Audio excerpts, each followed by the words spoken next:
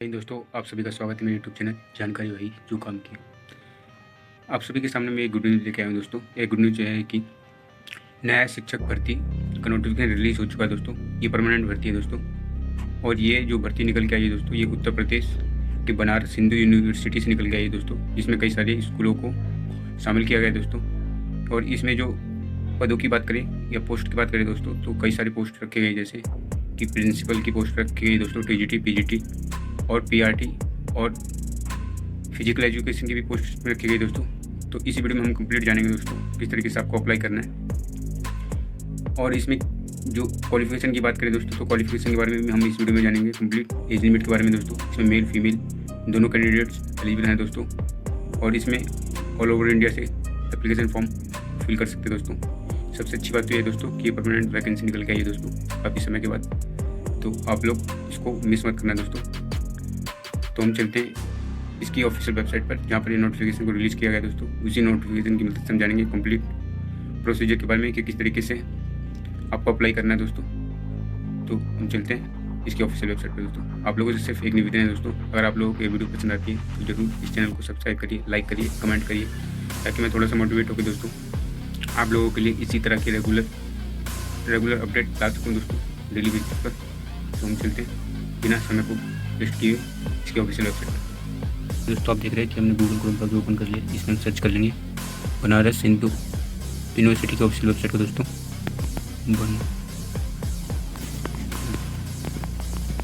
Hindu official website type कर लेंगे दोस्तों। टैप करने पर जो आपको फर्स्ट में शो रहा है दोस्तों, ये इसकी ऑफिशियल वेबसाइट है दोस्तों। इसको हम टैप कर लेते हैं। जैसे हमने टैप कर लिया, ओपन हो चुकी है दोस्तों। ऊपर लिख के आ रहा है काशी हिंदू विश्वविद्यालय बनारस हिंदू यूनिवर्सिटी। यही सब आपको डिटेल नोटिफिकेशन डाउनलोड कर लेना है दोस्तों। लाइन सॉरी दोस्तों, इस पर आपको टैप कर लेना है। तुम टैप कर लेते हैं। टैप करने के बाद दोस्तों आपको रिक्रूटमेंट वाले जो ऑप्शन हो रहा है दोस्तों, इस पर आपको टैप कर लेना है। टैप कर लेते हैं जैसे।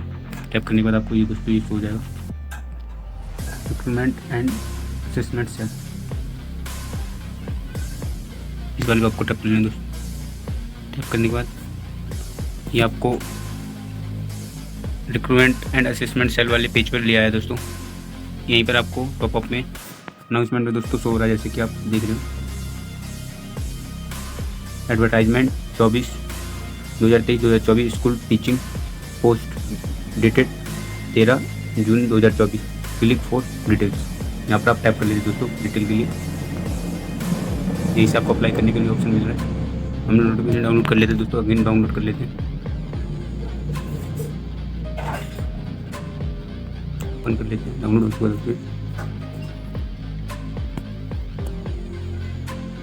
जैसा कि आप भी देखते हो दोस्तों, काशी हिंदू विश्वविद्यालय एडवर्टाइजमेंट नंबर 24 23-24 2023 और 2024 के लिए दोस्तों। और इसमें जब पोजीशन की बात कर ले दोस्तों, जैसे कि आप देख रहे हैं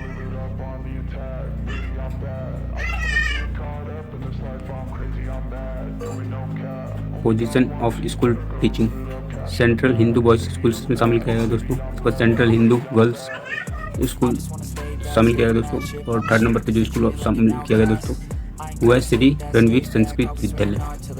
ये 3 स्कूल में आपको पोस्टिंग रहने वाली दोस्तों। और इम्पोर्टेंट डेट्स की बात कर ले दोस्तों हम इसमें, तो इम्पोर्टेंट डेट्स जो रहने वाली है आपकी, वो आपकी इम्पोर्टेंट डेट है दोस्तों। Last date for online submission application and application fees की जो डेट है वो 12 जुलाई 2024 5 बजे तक 5 PM तक है दोस्तों।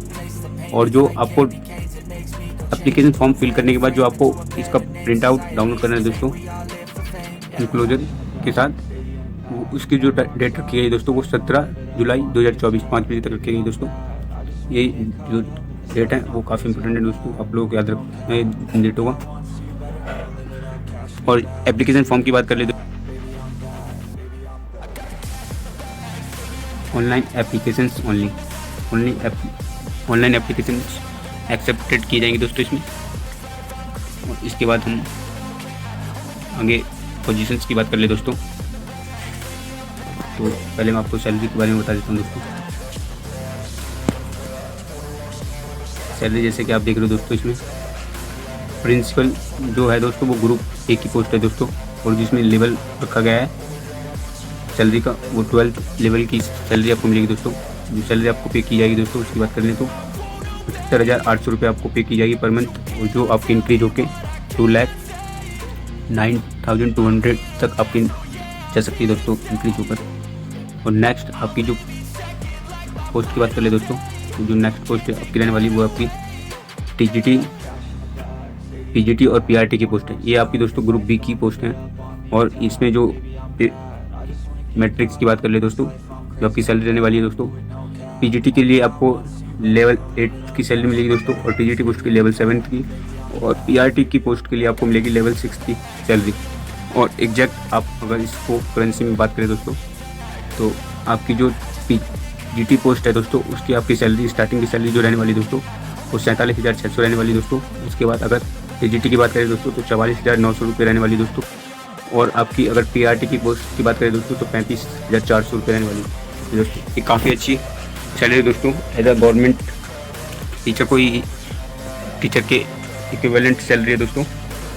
और आप जैसे कि देख सकते हो पीजीटी के लिए आपकी जो सैलरी है वो इंक्रीज होकर 1,51,100 रुपीज़ हो सकती है दोस्तों। और अगर टीजीटी पोस्ट की बात करें तो 1,42,400 आपकी इंक्रीज हो सकती है। और पीआरटी पोस्ट की बात करें तो आपकी सैलरी इंक्रीज होकर 1,12,400 तक जा सकती है दोस्तों।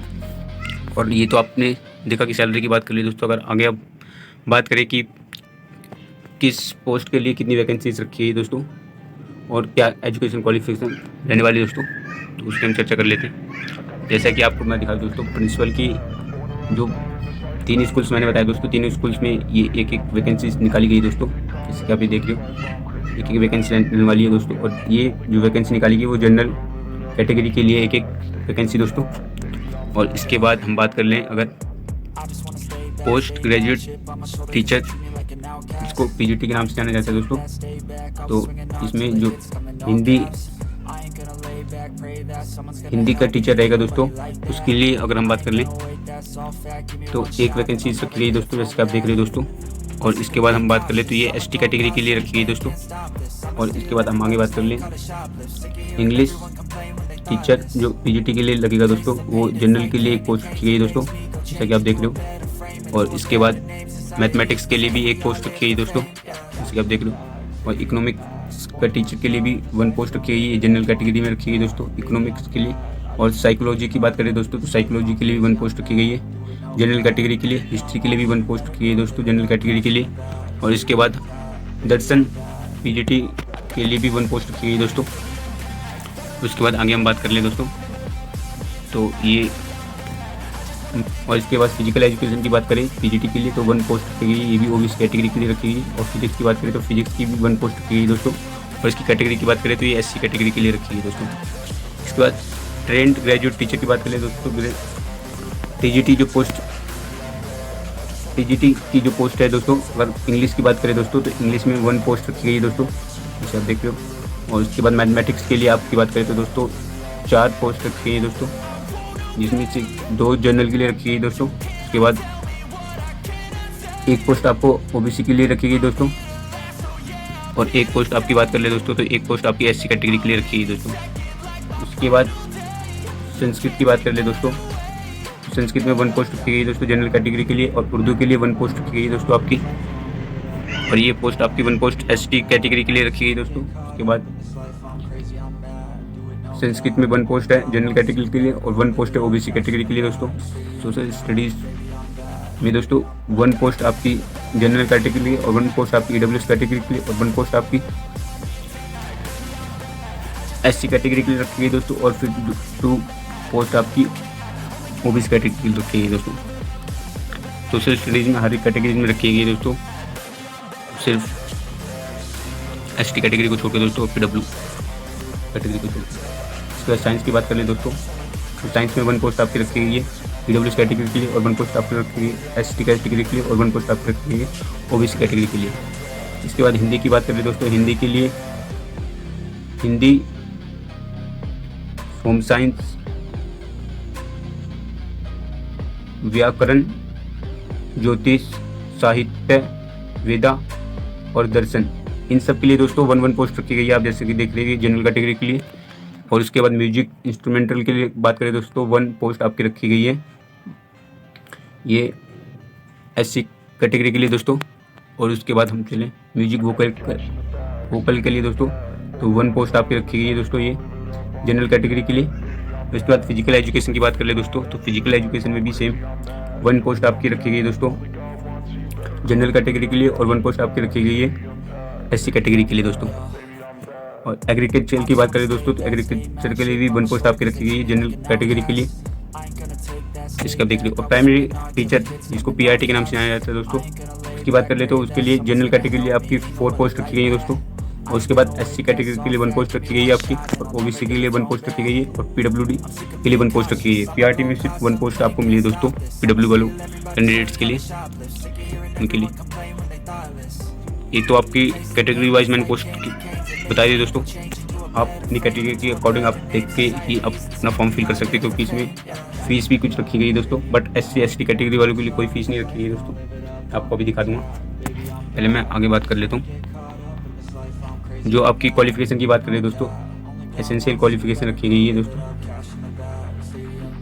तो जो आप प्रिंसिपल की जो आपकी पोस्ट रहने वाली दोस्तों, इसमें जो एसेंशियल क्वालिफिकेशन की बात करें दोस्तों, जैसे कि आप देख रहे हो एसेंशियल क्वालिफिकेशन में एकेडमिक में आपको चाहिए दोस्तों मास्टर डिग्री 50% के साथ दोस्तों, और B.Ed आपके पास होनी चाहिए दोस्तों NCT अप्रूव्ड इंस्टीट्यूट से। और उसके बाद एक्सपीरियंस की बात कर ले दोस्तों, तो इसमें एक्सपीरियंस मांगा गया है दोस्तों, एक्सपीरियंस आपका होना जरूरी है। एक्सपीरियंस देख लेना दोस्तों, ये एक्सपीरियंस है।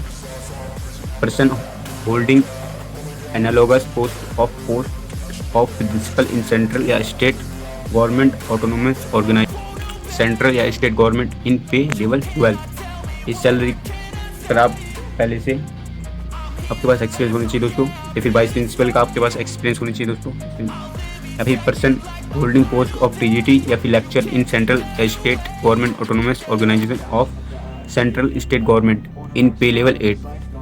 इसके बाद आगे की हम बात करें दोस्तों, आपके पास फिर 15 साल का एक्सपीरियंस होना चाहिए दोस्तों PGT में या फिर TGT में आपका दोस्तों दिखा रखा है। और इसके बाद और इसमें जो पॉइंट दिखा रखा है दोस्तों, इसमें जो एक स्कूल है CHBS, उसके लिए एक्सपीरियंस मांगा गया है आपको आइदर क्वाइट स्कूल या फिर बॉयज़, इन दोनों में से होनी चाहिए दोस्तों, गर्ल्स वाले में नहीं आपको मांगा गया है। और CHGS जो स्कूल है उसमें भी आपको क्वाइट और गर्ल्स वाले स्कूल में आपका एक्सपीरियंस होना चाहिए दोस्तों, ये इसमें दिखा रखा है। ये आपके एक्सपीरियंस की बात कर ली प्रिंसिपल पोस्ट के लिए दोस्तों। अब उसके बाद आगे चलते हैं दोस्तों।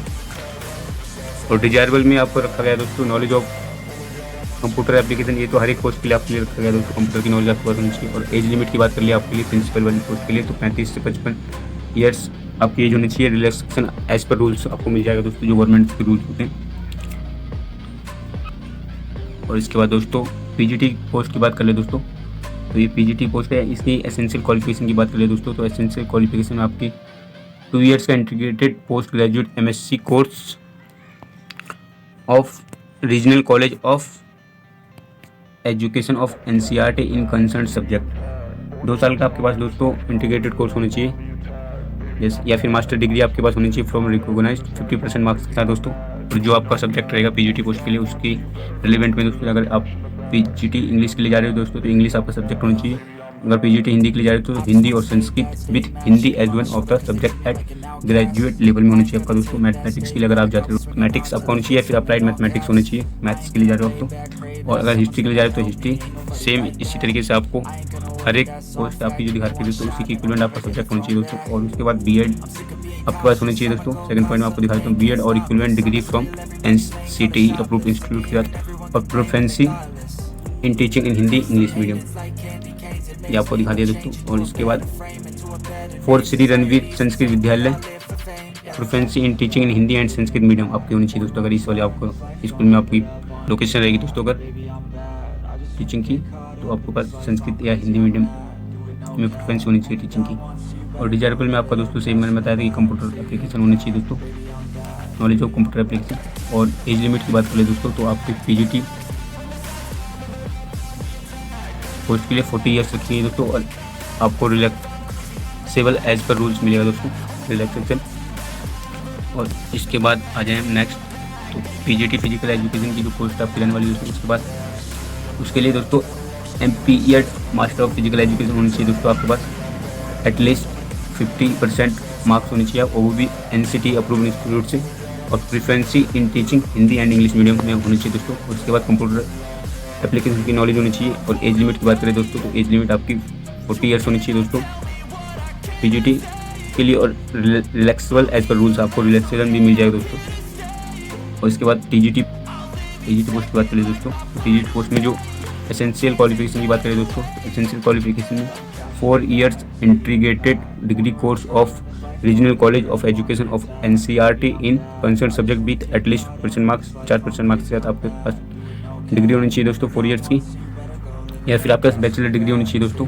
नेक्स्ट पॉइंट आपको दिखा रखा है, बैचलर डिग्री होनी चाहिए 50% मार्क्स के साथ। और आपके पास combination of subject and in aggregate the elective subject and language in combination of subject as under, आपके पास कॉम्बिनेशन भी होना जरूरी होगा अगर आपको बैचलर डिग्री दोस्तों। तो अगर आप टीजीटी पोस्ट के लिए जा रहे हो तो टीजीटी संस्कृत के लिए आप जा रहे हो दोस्तों फॉर एग्जांपल, तो टीजीटी संस्कृत के लिए आपको Sanskrit as a subject in all 3 years होनी चाहिए दोस्तों। हिंदी के लिए जा रहे हो तो हिंदी आपका 3 साल में होनी चाहिए दोस्तों। इंग्लिश के लिए जा रहे हो तो इंग्लिश आपका 3 साल के लिए होनी चाहिए। उर्दू के लिए जा रहे हो तो उर्दू आपका 3 इयर्स के लिए होनी चाहिए दोस्तों। इस तरीके से आपका सोशल स्टडीज़ के लिए जा रहे हो तो history, geography, economics and political science of which one must be either history और ज्योग्राफी, आपको इनमें से एक सब्जेक्ट जरूर होना चाहिए दोस्तों। इकोनॉमिक्स और पॉलिटिकल साइंस आपकी तो होनी कंपलसरी है, बाकी एक सब्जेक्ट आपका इनमें से हो सकता है सोशल का टीचर बनना चाहते हो तो। फॉर टीजीटी मैथ्स के लिए जाओगे तो दोस्तों आपके पास बैचलर डिग्री होनी चाहिए mathematics with any 2 of following subject, physics, chemistry या इलेक्ट्रॉनिक्स या कंप्यूटर साइंस या स्टैटिक्स के साथ। बाकी इसी तरह सेम टीजीटी साइंस के लिए आपके पास बोटानी, जियोलॉजी, केमिस्ट्री होनी चाहिए दोस्तों। होम साइंस के लिए जा रहे हो तो होम साइंस होनी चाहिए आपके पास दोस्तों। और टीजीटी एग्रीकल्चर के लिए जा रहे हो तो एग्रीकल्चर होनी चाहिए दोस्तों आपके पास। और उसके बाद आपकी बात करें टीजीटी व्याकरण के लिए जाओगे दोस्तों तो आप व्याकरण आपके 3 साल में होने चाहिए सब्जेक्ट। और उसके बाद साहित्य के लिए जा रहे हो तो साहित्य आपका 3 इयर्स में होनी चाहिए दोस्तों। ज्योतिष के लिए जाओगे आप तो ज्योतिष से आपके 3 साल में होनी चाहिए दोस्तों सब्जेक्ट आपके ग्रेजुएशन में। और उसके बाद टीजीटी दर्शन के लिए जाओगे तो आपके ग्रेजुएशन के 3 साल में दर्शन सब्जेक्ट होनी चाहिए। उसके बाद आगे बात कर ले दोस्तों, जो आपको इन सब ग्रेजुएशन के साथ आपके पास बीएड की डिग्री होनी चाहिए दोस्तों। और उसके बाद आप पास होनी चाहिए सीटेट में दोस्तों पेपर 2 में। और इसके बाद proficiency in Hindi and English में होनी चाहिए आपकी दोस्तों। उसके बाद डिजर्वल में आपको कंप्यूटर नॉलेज मांगी है दोस्तों। उसके बाद एज लिमिट की बात करें टीजीटी पोस्ट के लिए तो एज लिमिट इसमें रखी गई दोस्तों 35 साल मैक्सिमम एज लिमिट बता रहे हैं दोस्तों। और इसके बाद ये जो जितनी भी एज लिमिट बताई दोस्तों मैक्सिमम एज लिमिट है। और रिलैक्सेशन आपका एज पर रूल आपको मिल जाएगा दोस्तों। और इसके बाद टीजीटी म्यूजिक की बात करें दोस्तों तो टीजीटी म्यूजिक की जो पोस्ट है इंस्ट्रूमेंटल एंड वोकल डिग्री होनी चाहिए आपके पास म्यूजिक में एटलीस्ट 50% मार्क्स के साथ दोस्तों। और उसके बाद प्रोफेंसी हिंदी एंड इंग्लिश में होनी चाहिए आपके पास। कंप्यूटर नॉलेज डिजायरेबल है। एज लिमिट की बात करें मैक्सिमम तो 35 साल आपकी हो सकती है। और टीजीटी फिजिकल एजुकेशन की बात कर ले दोस्तों तो नेक्स्ट आपकी पोस्ट है उसके लिए जो एसेंशियल क्वालिफिकेशन की बात करें तो आपके पास BPEd होनी चाहिए 50% मार्क्स के साथ। और उसके बाद इंग्लिश और हिंदी में आपको प्रेफरेंस होनी चाहिए दोस्तों टीचिंग की। और इसके बाद कंप्यूटर एप्लीकेशन डिजायरेबल है दोस्तों। उसके बाद आपकी एज लिमिट की बात कर ले मैक्सिमम 35 साल हो सकती है। रिलैक्सेशन आपको मिल जाएगा दोस्तों इस पर रूल। और इसके बाद PRT प्राइमरी टीचर की बात कर ले दोस्तों, जो PRT की वैकेंसीज है दोस्तों उसके लिए एसेंशियल क्वालिफिकेशन की बात कर ले दोस्तों तो एसेंशियल क्वालिफिकेशन में रखा गया हुआ है दोस्तों सीनियर सेकेंडरी या फिर its equivalent with at least 50% marks and 2 year diploma in elementary education by whatever name known, जैसे BTC हो गया, DLED हो गया, वो कई नाम अलग अलग राज्य में अलग अलग नाम से जाना जाता है दोस्तों। जैसे आप किसी भी नाम से जाना जाता हो बट आपके पास डिप्लोमा होना चाहिए एलिमेंट्री एजुकेशन में 2 साल का 50% मार्क्स के साथ। और उसके बाद फिर नेक्स्ट या तो आपके पास सीनियर सेकेंडरी या फिर इट्स इक्विवेलेंट विथ 50% 12th की आपके पास मार्क्स होनी चाहिए। इसके बाद 4 इयर्स की बैचलर डिग्री भी आपकी चल जाएगी दोस्तों जिसको DLED कहा जाता है दोस्तों। इसके बाद आपके पास अगर स्पेशल एजुकेशन के भी अगर डिप्लोमा है दोस्तों तो वो भी आपका यहाँ पर चल जाएगा दोस्तों जैसे इसमें लिखा हुआ सीनियर सेकेंडरी होनी चाहिए। उसके बाद 10% के साथ और 2 years diploma in education special education चल जाएगा दोस्तों। उसके बाद आपके पास सीटेट पेपर 1 क्वालिफाइड होनी चाहिए दोस्तों, इसमें क्लियर लिखा हुआ है दोस्तों। Qualified in central teacher eligibility test conduct by the CBSE। और इसके बाद और इससे आगे की बात कर ले दोस्तों, vacancy to teach through Hindi English medium however for Shri Ranveer Sanskrit Vidyalaya proficiency in teaching in Hindi and Sanskrit medium. और रणवीर संस्कृत विद्यालय में आप जाते हो दोस्तों तो उसमें आपके पास हिंदी या संस्कृत में होनी चाहिए टीचिंग की प्रोवेंसी। बाकी अदर जो 2 स्कूल बताए उसमें आपको हिंदी इंग्लिश की प्रोवेंसी होनी मांगी गई दोस्तों। और उसके बाद डिजायरेबल में आपको कंप्यूटर एप्लीकेशन रखा गया है दोस्तों। और एज लिमिट की बात कर ले, मैक्सिमम एज लिमिट इसमें रखी गई है दोस्तों प्राइमरी टीचर पोस्ट के लिए 30 ईयर्स और रिलैक्सेशन आपको मिल जाएगा दोस्तों। ये तो दोस्तों क्वालिफिकेशन की बात थी दोस्तों, जो आपकी एसेंशियल क्वालिफिकेशन रहने वाली है और डिजायरेबल क्वालिफिकेशन रहने वाली है दोस्तों। इसके बाद आगे जो इंपॉर्टेंट बात है दोस्तों, क्योंकि कई दोस्त ऐसे होते हैं कि हाँ बस नोटिफिकेशन को देखा और पोस्ट के लिए और स्किप करके देखते वीडियो दोस्तों, इस वजह से कई जो जानकारी होती है इंपॉर्टेंट वो छूट जाती है, जो अभी मैं बताने वाला हूँ दोस्तों। एक तो आपकी फीस रहने वाली रहेगी दोस्तों, फीस मैं आपको बता दूँगा कि फीस क्या रहने वाली है। इससे पहले एक इंपॉर्टेंट बात है दोस्तों जो आपको ध्यान में रखनी है कि एप्लीकेशन फॉर्म तो ऑनलाइन फिल हो जाएगा दोस्तों। उसके बाद एक और स्टेप आपको करना है दोस्तों, जैसे आप एप्लीकेशन फॉर्म को फिल कर लोगे दोस्तों, तो एप्लीकेशन फॉर्म फिल होने के बाद आपको क्या करना है कि उसको डाउनलोड कर लेना है दोस्तों। डाउनलोड करने के बाद इनक्लोजर के साथ आप डाउनलोड कर लोगे और उसको फिर आपको यहाँ पर भेजना है दोस्तों। ये मेन है, इसमें आप भेजोगे नहीं तो फिर आप एप्लीकेशन फॉर्म कंप्लीट नहीं माना जाएगा दोस्तों। The application are invited through online mode. The download application form along with the enclosure must be send to the office of the registrar recruitment and assessment cell, Holkar house, BHU Banarasi. Pin code इसका दिखा रखा 221005 UP on या फिर before 17 जुलाई 2024 से पहले ये आपको भेज देना दोस्तों। ये 13 तारीख को ही निकाला गया है दोस्तों, देख सकते हो। और ये कंप्लीट नोटिफिकेशन था दोस्तों। उसके बाद एक सेल आपको फीस की बात बता दूँ दोस्तों, फीस और मैं दिखा देता हूँ कि जो आपकी एप्लीकेशन फीस रहने वाली इसमें application fees A non-refundable application fees 1000 shall be paid online by the candidate general EWS OBC category for group A and rupees 500 by the candidate general EWS OBC category for group B। जो group B की post के लिए उसके लिए fees रखी गई है 500 रुपये। और जो ग्रुप ए की पोस्ट है दोस्तों, जिससे प्रिंसिपल की जो पोस्ट है, जो प्रिंसिपल की पोस्ट है दोस्तों, उसके लिए 1000 रुपये फीस रखी गई है। और बाकी जो अदर पोस्ट हैं वो ग्रुप बी में काउंट होंगे दोस्तों। और ग्रुप बी की पोस्ट है जैसे TGT, PGT और PRT फिजिकल एजुकेशन की जो पोस्ट है दोस्तों, तो बाकी जो पोस्ट है वो ग्रुप बी की पोस्ट है, उसके लिए 500 रुपये फीस रखी गई है दोस्तों। और उसके बाद इन कैटेगरी वालों के लिए no application fees shall be charge from candidates of SC ST PWD categories and women candidates. The application fees is to be paid through the payment gateway in online application through internet banking, debit card, credit card, UPI। तो इसमें एक और अच्छी बात है दोस्तों, female candidates के लिए और SC ST और PWD कैटेगरीज वालों के लिए दोस्तों कोई फीस नहीं रखी गई है। इसमें आपने जैसे कि देखा सिर्फ फीस जो रखी गई है वो जनरल EWS OBC कैटेगरी वालों के लिए रखी गई दोस्तों।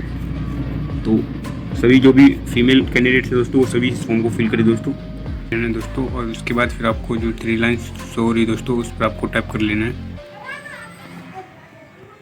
ये जो 3 लाइन्स आपको शो हो रही है इस पर टैप कर लेना आपको। टैप करने के बाद दोबारा से आपको रिक्रूटमेंट वाले ऑप्शन पे चले जाना है फिर से, जैसा कि आप देख रहे हो लिखा हुआ है रिक्रूटमेंट वाले ऑप्शन को टैप कर लेते हैं। उसके बाद जो आपको रिक्रूटमेंट एंड असेसमेंट सेल दिख रहा है दोस्तों, इस वाले ऑप्शन पे आपको टैप कर लेना है। इस वाले पे आप टैप कर लोगे दोस्तों। टैप करने के बाद आपको ये रिक्रूटमेंट एंड असेसमेंट सेल का पेज ओपन हो जाएगा आगे। उसके बाद जो एडवर्टाइजमेंट वाला जो आपको हेडिंग शो हो रही है दोस्तों अनाउंसमेंट में, जैसे कि आप ये देख रहे हो दोस्तों, इसी में आपको नोटिफिकेशन डाउनलोड करने के लिए फर्स्ट लिंक आपको शो हो रही है दोस्तों। उसके बाद जो आपको सेकंड लिंक आपको आएगी जैसे कि लिख के आ रहा है दोस्तों, आप देख सकते हो। क्लिक हियर फॉर टैप करोगे दोस्तों तो आप एप्लीकेशन फॉर्म फिल करने के लिए रिडायरेक्ट हो जाओगे दोस्तों। यहाँ से आपको यूजर नेम पहले आपको दोस्तों साइन अप कर लेना है दोस्तों, साइन इन फिर आपको लॉगिन कर लेना है दोस्तों। ऐसा आपको कंप्लीट अपना फॉर्म भरना है दोस्तों। इसके साइन अप वाले ऑप्शन पे आपको टैप करना है, इस वाले पे दोस्तों। यहाँ से आप अपने ईमेल एड्रेस फिल करोगे, पासवर्ड वगैरह कंफर्म करोगे दोस्तों, मोबाइल नंबर डालोगे और कैप्चर कोड करके साइन अप कर लोगे। इसके बाद आपको फॉर्म आ जाएगा खुल के दोस्तों। यहाँ से आपको फॉर्म भर लेना है दोस्तों। अगर आप लोगों को किसी टाइप की प्रॉब्लम होती है फॉर्म फिल करने में दोस्तों, मुझे कमेंट करिए, मैं आपको फॉर्म कैसे भरना है, कैसे भरना है दोस्तों कंप्लीट वीडियो बना के दे दूँगा दोस्तों इसी चैनल पर। तो आप इस चैनल को सब्सक्राइब करके रखिए दोस्तों, ताकि न्यू अपडेट्स टीचिंग जॉब से अन्य कोई इंपॉर्टेंट इन्फॉर्मेशन होती है दोस्तों, इससे रिलेटेड मैं वीडियो बनाते रहता हूँ दोस्तों रेगुलर बेसिस पर। तो आप इस चैनल से जुड़ सकते हो। ये चैनल आपके लिए काफ़ी ऑफिशियल साबित होगा इन फ्यूचर, क्योंकि सैलरी आपको मैंने दिखाई दी दोस्तों, सैलरी कितनी अच्छी रखी गई है। इसमें आप देख लो फिर से, ये सैलरी दोस्तों काफ़ी अच्छी सैलरी है। तो यही कंप्लीट इन्फॉर्मेशन थी दोस्तों। और ये सबसे अच्छी बात इसमें ये है कि परमानेंट जॉब है दोस्तों, कॉन्ट्रैक्चुअल बेसिस पर जॉब नहीं है। इसमें एक और बात मैं बता दूंगा आपको दोस्तों, इसमें आपका रिटर्न एग्जाम होगा दोस्तों। रिटर्न एग्जाम के बेसिस पे आपको शॉर्ट लिस्टेड किया जाएगा दोस्तों, वो भी मैं आपको दिखा देता हूँ। आपके रिटर्न मार्क्स जो आएंगे दोस्तों उसकी बेसिस आपको शॉर्ट लिस्टेड किया जाएगा, उसके बाद आगे आपको बुलाया जाएगा दोस्तों। जैसे कि आप देख लो दोस्तों,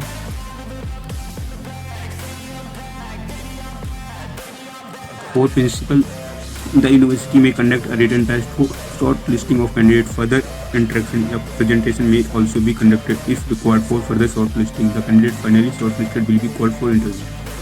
तो ये आपका दोस्तों कैंडिडेट 12 पॉइंट का दोस्तों, candidate will be shortlisted on basis of their performance in written test by presentation and interview. आपके रिटन टेस्ट होगा दोस्तों, उसके बाद प्रेजेंटेशन और इंटरव्यू के बेसिस पे आपको आगे बुलाया जाएगा दोस्तों, डॉक्यूमेंट वेरिफिकेशन एंड के लिए दोस्तों। इसमें अगले पॉइंट में लिखा हुआ है दोस्तों। और 14 पॉइंट की बात करूँ दोस्तों, may eligibility will not entirely any candidate for being called for written test और इंटरव्यू। तो यही दोस्तों इंपॉर्टेंट जो जानकारी थी दोस्तों वो मैंने आपको बता दी दोस्तों। बाकी आप एक बार अप्लाई करने से पहले इस नोटिफिकेशन को जरूर पढ़ लेना दोस्तों। और बाकी आप मुझे कमेंट करना अगर ये वीडियो आपको हेल्पफुल लगी दोस्तों। उन सभी दोस्तों को जरूर शेयर करना दोस्तों जो भी टीचिंग जॉब्स के लिए तैयारी करें दोस्तों काफ़ी समय से, और वो भी परमानेंट वैकेंसी के लिए। तो उनके लिए काफ़ी गुड न्यूज़ है दोस्तों, काफ़ी समय के बाद ही दोस्तों काफ़ी वैकेंसीज निकली है दोस्तों, बट वो सुविधा बेसिस पे निकली है, बट एक बार परमानेंट वैकेंसी है। और सैलरी आपको मैंने दिखाई दी कितनी अच्छी सैलरी की है दोस्तों। तो इस वीडियो को जरूर लाइक करना, कमेंट करना और चैनल को सब्सक्राइब करना मत भूलना दोस्तों, क्योंकि काफ़ी मेहनत लगती है दोस्तों एक वीडियो को बनाने में दोस्तों। आपके लिए मैं लगा रहता हूँ दोस्तों। Thank you. जय हिंद, जय भारत।